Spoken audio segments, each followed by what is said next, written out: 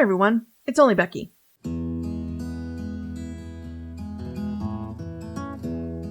Welcome back to my Hogwarts Legacy story mode walkthrough. Please keep in mind this is story mode, so some of the puzzles are easier to complete and the enemies are easier to defeat. Also, none of the music you hear will be from the game. Also, I had some trouble with my laptop during the recording of this video, so you will notice some lagging and freezing. I'm sorry about that. Alrighty, let's get right into it. In today's video, we're finally going to get a broom. We need to go to flying class. As you can see, I haven't discovered the flue flame for there yet, so just go to the closest one and walk there. I chose the north exit. All I have to do is turn around and run a few hundred feet. Here I am. There's nothing to flying. Madam Kagawa is our flying instructor.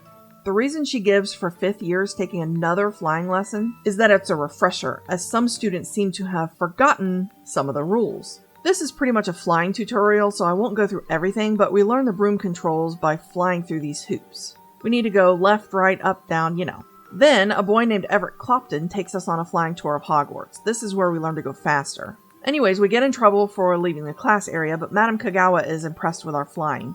Then Everett tells us to go buy our own broom, so let's! Off to Hogsmeade! Albie Weeks is the broom seller in Hogsmeade. He tells us a bit about his stock, and then we can buy a broom. There are 5 different varieties here. More are available elsewhere. More on that in another video. I usually just get my house broom. I like it. If you don't have enough money, you can sell some gear you don't want. On PC, just hover over the item, and if the number is red, it means it's worse than the one you're currently wearing. If the number is green, you should keep it and put it on. We'll talk about the ones with question marks later. After buying a broom, Mr. Weeks lags badly while he tells us about broom upgrades.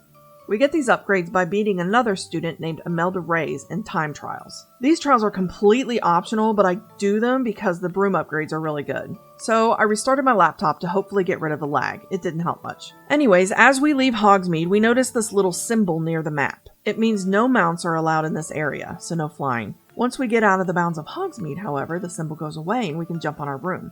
We can now fly to the Quidditch pitch to meet Imelda Reyes. We trade some friendly banter and she tells us about the time trials. After yet another computer restart, we're ready for the time trial. I'm not going to show you the whole thing, but the times are at the top. Ignore them. Just keep your eyes on the game. You want to go through all these hoops. If you miss one, you're penalized some time. These little gold bubbles make you go faster.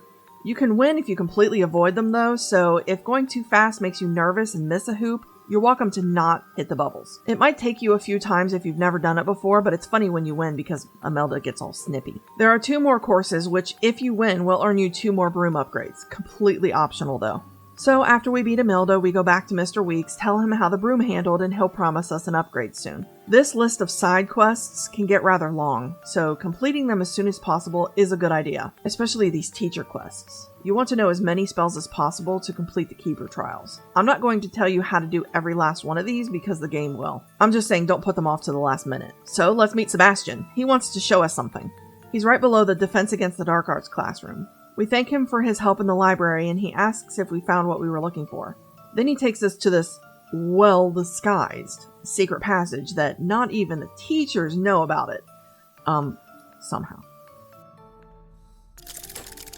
Now come on, you can't tell me no teacher ever tried to get into this cabinet. There are doors that are way better hidden than this one. But I digress. We learn that Ominous Gaunt, remember that last name? Sebastian and his sister Anne came here all the time to play gobstones and practice spells. Sebastian swore to Ominous that he wouldn't tell anyone about this place, but he's telling us, so we have to keep its super secret location to ourselves. We run around looking for loot while listening to Sebastian ramble. Then we go in for a chat. We mentioned that we have seen Ominous navigate the castle with his wand, and Sebastian said he was born blind. No spell could reverse it. We also learn a bit about Ominous and that he and his family do not get along, which if you read the Harry Potter books, you know that that's a good thing. After a bit more discussion, we learn about the blasting curse, Confringo. It's one of my favorites to use on enemies. There we go. This spell is better than Incendio because it reaches farther than Incendio does. Observe. Confringo. Nice work. I'd never be able to light this with Incendio, it's too far away. Anyways, we promise to visit Anne and Uncle Solomon sometime soon. Then we tell Sebastian everything we've learned thus far, and then we leave the Undercroft. On the way out, we bump into Ominous. He yells at us for being in there. Here's where we're faced with a decision. I've chosen to keep my promise to Sebastian and play dumb. Ominous doesn't buy it and continues to yell at us. Here's where we learn Ominous's father is good friends with the headmaster. That'll be important later in the game. Professor Weasley sent us an owl a little while back telling us she's thought of a place where we can practice our spellcasting away from prying eyes, as she called it. You know what that means? We get to use the Room of Requirement. Professor Weasley?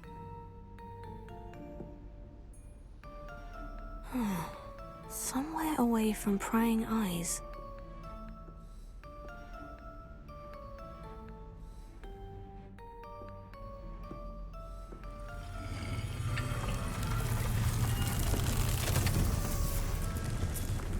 So Weasley tells us about the room and about Deke the house elf. We learn a new spell, Evanesco. It's a vanishing spell, but it only works in the Room of Requirement, which is dumb.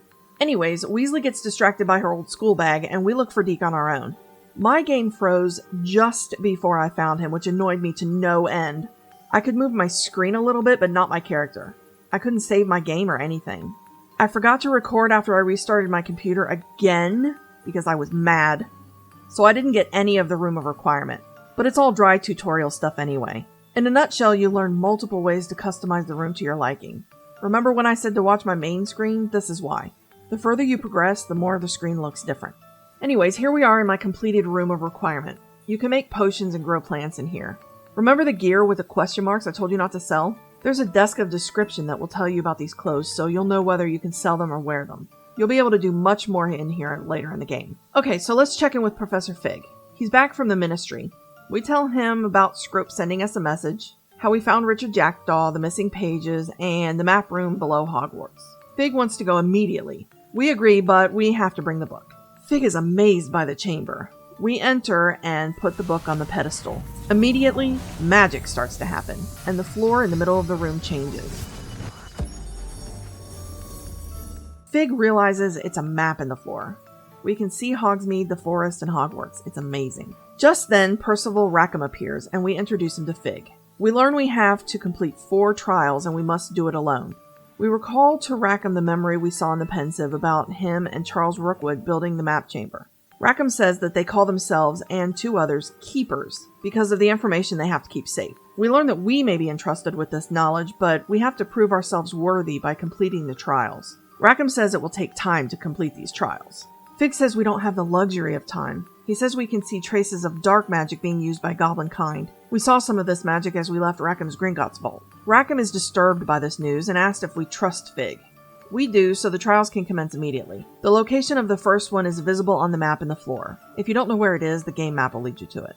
Fig is allowed to help us locate the trial, but we have to complete it alone. Fig will go ahead of us and make sure it's safe, and we'll meet him there as soon as we can.